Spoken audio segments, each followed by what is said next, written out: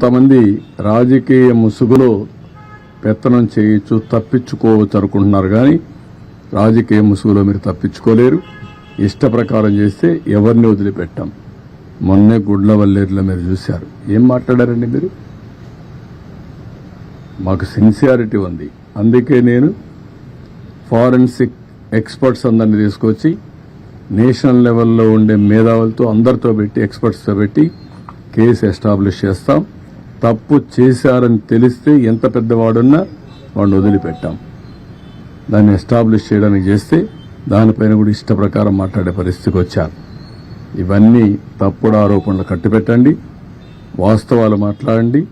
ఏమీ తెలియకుండా బుడమేరు గేట్లు ఎత్తలేదు, ఎత్తారు అని మాట్లాడడం, లేకపోతే ముఖ్యమంత్రి గారి ఇంటికి ముంపు గురి కాకుండా ఏంటంటే గురి అయితే నీళ్లు వచ్చాయి, వస్తాయి, ఏమైపోతుందండి? అందరి ఇళ్లకు వచ్చాయి. మొత్తం విశాఖపట్నం సగం మునిగింది, నీళ్లు వచ్చాయి. నీళ్లు వచ్చినప్పుడు ఏమవుతుంది? అదే మరిగా అమరావతి, ఏదో నీళ్లు వచ్చేసే అమరావతి మునిగిపోయింది, అమరావతి దాని మీద ప్రాపగండా. ఏమీ జరగలేదు అక్కడ. ఇలాంటి తప్పుడు ప్రచారం చేసి తప్పుడు ఇది చేసి ఏదో రాజకీయ లబ్ధి పొందాలనుకుంటున్నారు. ఇది కరెక్ట్ కాదు.